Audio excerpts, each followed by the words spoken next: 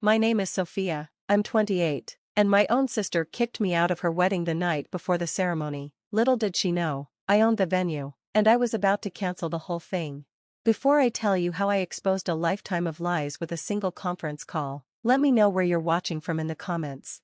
It all started with a text message, the kind that makes your stomach drop to the floor. It was 11:47 p.m. The night before my sister Melissa's dream wedding. My phone buzzed, lighting up the dark room with a notification that might as well have been a slap in the face.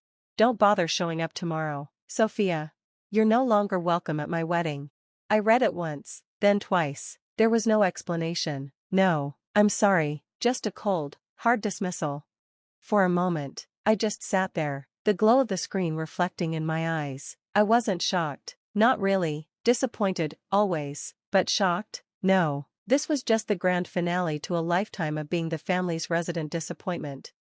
I put the phone down on the nightstand next to a set of keys engraved with a discreet logo for Grandview Hospitality, a company no one in my family had ever bothered to ask about. I looked at those keys, then back at the dark screen of my phone. A cold, quiet calm washed over me. Melissa didn't know it, but she had just handed me the matches and pointed to the perfectly manicured garden she'd spent years cultivating. She had no idea she was the one who was about to get burned. To understand why a sister would do that, you have to understand my family's two realities. There was the one they all lived in, and then there was mine. In their world, I was Sophia Hartwell, the 28-year-old underachiever, the one with the little job at some no-name event company, the one who drove a beat-up Honda Civic and lived in a cramped apartment, a walking, talking object of their pity. Then there was my reality, the one where I got up at 5 a.m. every day, not out of desperation but out of drive, where the little job was actually a position I created for myself, founder and CEO of a multi-million-dollar hospitality empire, where the cramped apartment was actually a sleek, minimalist service flat I kept in the city for late nights, a stone's throw from my actual penthouse, and the beat-up Honda, it kept me grounded. I remembered my college graduation like it was yesterday. I'd graduated with top honors, my name called out with distinction. I scanned the crowd for my parents, Richard and Carol. They weren't there. They showed up 20 minutes late, missing the entire ceremony, handing me a wilting bouquet from a gas station. Sorry we're late, honey, my dad had said, clapping me on the shoulder. We had to catch Melissa's dance recital. She won first place in regional qualifiers. Can you believe it? My summa cum laude plaque felt like a piece of cardboard in my hands. That was the pattern. My successes were footnotes, Melissa's were headlines. Just hours before Melissa's text, I was sitting in that very service flat, staring at an award on my shelf. It was tucked behind a row of books, Tri-State Area Entrepreneur of the Year, heavy solid glass. I never took it home. My phone rang. It was Anna, my COO and my rock. Are you sure you want to go to this rehearsal dinner? She asked, her voice laced with the concern of someone who had heard all the stories. I sighed, looking at my reflection in the dark window. I have to try, Anna, for them. It's one last time. You don't owe them anything, Soph, she said softly. Remember who you are. I went, and it was a mistake. The dinner was at a ridiculously expensive restaurant. The air was thick with the scent of money and judgment, mostly coming from Brendan's mother, Eleanor Keller. She looked me up and down, her gaze lingering on my simple, elegant, but not flashy dress. Sophia, dear, she said, her voice dripping with condescending sweetness. Brendan tells me you work in events. That must be so interesting, helping people plan their big days. I felt my jaw tighten. Something like that, I managed. The conversation went on, with Eleanor not so subtly comparing my modest career to her son's roaring success in finance. I could feel my parents shifting uncomfortably, not for me, but for themselves, for the embarrassment I was causing them. I could see the storm brewing in Melissa's eyes. She was a sponge for social pressure, and Eleanor was squeezing hard. Finally, Melissa stood up, tapping her glass for attention. I just want to make a quick announcement, she said, her voice trembling slightly. The whole table went quiet. She wouldn't look at me. After a lot of thought, and in consideration of our families, we've decided it's best if Sophia doesn't attend the wedding tomorrow. The silence was deafening. She continued, stumbling over her words, it's just, you don't really fit the aesthetic, Sophia, and we don't want Brendan's family to feel uncomfortable. A punch to the gut, that's what it felt like. I looked at my parents. My mother stared at her plate. My father cleared his throat and took a sip of water. No one said a word. They were letting this happen. I didn't cry. I didn't scream. I just stood up, my own composure a weapon. I understand, I said, my voice even. And then I walked out. The second I got into my car, the mask shattered. I gripped the steering wheel, my knuckles white, and for a second, I just let the wave of humiliation wash over me. A single hot tear escaped and rolled down my cheek, a tear for the little girl who just wanted her parents to see her, but it only lasted a moment. I wiped the tear away, my sadness hardening into steel. I took a deep breath, my expression shifting from hurt to resolved. I picked up my phone and dialed Anna. Anna, it's me, I said, my voice steady now. All business. Activate Clause 7B in the Hartwell-Keller event contract. The reason is a breach of the client code of conduct causing brand damage. I want an official notification sent to their wedding planner's email within 10 minutes. No direct contact. The next morning, my phone started blowing up around 7 a.m. First Melissa, then my mom, then my dad. I ignored them all, sipping my coffee and watching the stock market ticker on the news. The chaos was starting right on schedule. Then came a call from a number I did have saved. It was David, the head of security at Willowbrook Gardens, the dream venue Melissa had been gushing about for months. Ms. Hartwell, he said, his voice urgent. Apologies for the early call, but we have a situation at the front gate. A Mrs. Carol Hartwell and a Ms. Melissa Hartwell are here causing a disturbance. They're demanding to be let in. They are not on the access list. David, I said calmly, follow standard procedure.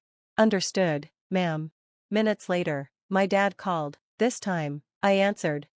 The panic in his voice was a new sound. Sophia, what in God's name is going on? He yelled. They're not letting Melissa into her own wedding venue. Her planner just got some crazy legal email. You have to do something. Why do I have to do something, Dad? I asked, my voice dangerously quiet. Because this is a disaster. We need to talk, all of us. No, fine, I said. I'll set up a video call for 10 a.m. Make sure you're all there. At exactly 10 a.m. Their faces popped up on my screen, my dad, red-faced, my mom, looking like she'd been crying, and Melissa, her hair a mess, her makeup smeared. She looked broken. A small, petty part of me enjoyed it. Sophia, thank God, my dad started trying to take control. You need to call those people at Willowbrook Gardens and fix this. Tell them there's been a misunderstanding. I don't think I can do that, Dad, I said smoothly. This seems to be a legal matter now. I'm a bit out of my depth. What are you talking about? Melissa sobbed. Well, since this is a legal issue, I thought it best to have some professional guidance, I said, and with a click, a new window appeared in the video call, a man in a sharp suit. Everyone, this is Mark Feynman, our corporate counsel. Mark nodded curtly. Mr. and Mrs. Hartwell, Ms. Hartwell, he began, his voice devoid of emotion. As per the event contract, any action by the client or their party that is deemed detrimental to the brand image of Grandview Hospitality gives the company the right to terminate the contract immediately. The public dismissal of a guest at a pre-event function, especially when that guest is a family member of the client, falls squarely into that category. Grandview Hospitality? My dad stammered, confused. Who is that? We signed with Willowbrook Gardens. Melissa finally spoke, her voice a raw whisper. How could we know about some stupid rule? That was my cue. I leaned forward, looking directly into the camera. You should have known, Melissa, I said, because the contract, with all its stupid rules, was signed off on by the owner of Willowbrook Gardens. I paused, letting the weight of the moment hang in the air. And that owner, I said, my voice clear and unwavering, is me. I shared my screen. On it was the official state registration for Grandview Hospitality LLC, and right there, in plain black and white, was the name of the founder and CEO, Sophia Hartwell. Silence, utter, complete, world-shattering silence. I watched their faces crumble in real time, the confusion, the disbelief, then the horrifying dawn of understanding. My mother's hand flew to her mouth, my father just stared, his face pale. Melissa looked like she had seen a ghost. My dad finally found his voice, a choked whisper.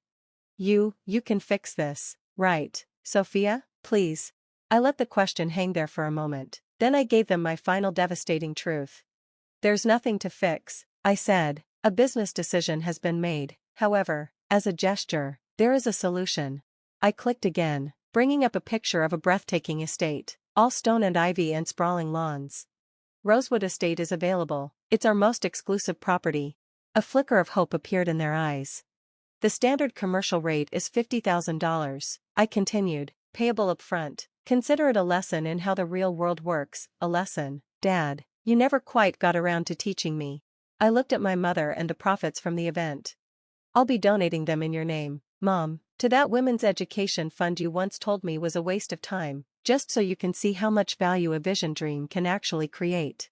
I won't be attending, of course. 8 months passed, 8 months of strained silence, then a letter arrived, not an email, not a text, but a handwritten letter on simple stationery. It was from Melissa. She didn't just apologize, she told me that after the wedding, which had gone ahead at Rosewood, she couldn't stop thinking. She had looked up my company, she had read articles about me, she told me she had visited the Women's Education Fund and had seen with her own eyes the work they were doing. She said she was ashamed, not because I was successful, but because she had never bothered to see me. She asked if we could get coffee, we did. It was awkward, there were long silences, but it was a start. It's going to take time, Melissa, I told her, and she nodded, understanding. A year after that, I was at our cousin's wedding. It was at Rosewood. I watched my family, they were different, the old dynamics were gone, replaced by a quiet, uncertain respect. During the reception, my phone buzzed. It was my dad. I braced myself. Hey, he said, his voice hesitant. Quick question. I'm thinking of moving some of my retirement funds. I was looking at this tech portfolio. What do you think? I stood there surrounded by the laughter and music of a wedding I was truly happy to be at, giving my father financial advice. He wasn't asking for a handout. He wasn't pitying me. He was asking for my opinion, my expertise. After the call, I looked out over the gardens, a glass of champagne in my hand, and I raised it, not to anyone in particular, just a quiet toast to myself. Peace wasn't about them finally seeing my success, it was about them finally seeing my worth, and more importantly, it was about me knowing I never needed their permission to have it in the first place. Thank you so much for listening to my story. It's been a long journey, and I'm still navigating it. I'd love to know, have you ever had to completely reset the boundaries with someone in your life? Let me know your story in the comments below, and if you found any part of this meaningful, I'd be so grateful if you'd like this video and subscribe for more stories.